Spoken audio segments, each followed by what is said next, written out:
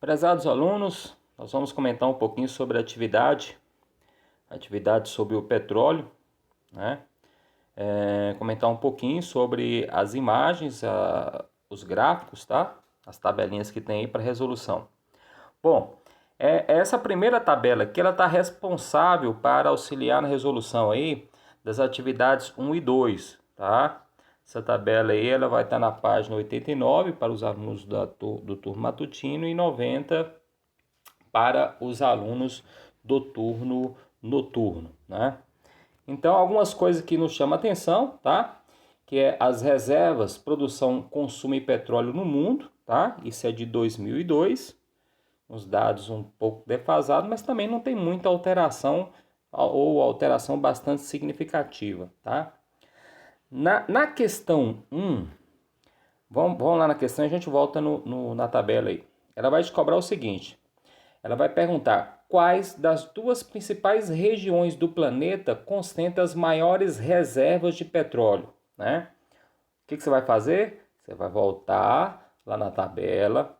O primeiro item aqui está falando sobre as reservas de petróleo no mundo, tá? Em toneladas aí. Aí tem uma escala, os números eles estão embaralhados, né? Não há uma ordem uma ordem nem crescente nem decrescente, e aí você vai pesquisar qual que é onde concentra as maiores reservas de petróleo aí, tá bom? Muito tranquilo, sem nem, na verdade não há nem grau de dificuldade nisso aí, né, gente? Aí pede para descrever a situação no Brasil no que se refere às reservas, à produção e o consumo de petróleo. Bom, lá na tabela vai ter os 3 itens, né? Nós riscamos aqui já as reservas, produção e o consumo está aqui.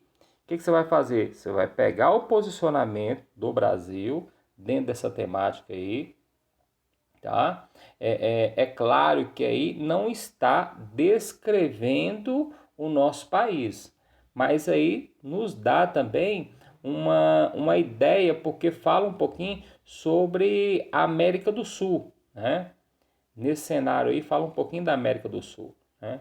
E aí você pode fazer essa analogia ou pode também, né, fazer uma infopesquisa aí e colocar esses dados mais detalhados aí sem nenhum problema. Tranquilo? A questão 3 pede para você observar a tabela. Questão 3. Isso. Questão 3. Observe a tabela sobre o uso de derivados de petróleo para a geração da energia elétrica, né? Essa tabela vai estar na página subsequente, né? A tabelinha está aí. Aí vai falar sobre a capacidade de energia gerada, né? Que é o primeiro item aqui. E vai falar da parcela de geração em escala mundial, né? E aí traz as relações dos países, as suas quantidades e seus percentuais. Vamos ver lá o que ele está pedindo com relação a isso aí. O item A e da 3 fala o seguinte: quais os 3 países que mais consomem petróleo para a geração de energia elétrica no mundo? Muito tranquilo, você vai voltar na tabela lá e verificar quais são esses países que a pergunta aí questiona. Na sequência ela pergunta: quais os problemas ambientais gerados por essa atividade, né? E aí você vai ter que fazer uma analogia com relação ao uso dessas fontes, né, na produção de energia e quais os possíveis problemas, né? O textozinho até traz lá alguma coisa nesse sentido aí, tá? Aí tem que voltar lá no texto sobre a geopolítica do petróleo. A letra B. O Brasil não aparece na tabela. Qual é o motivo, né?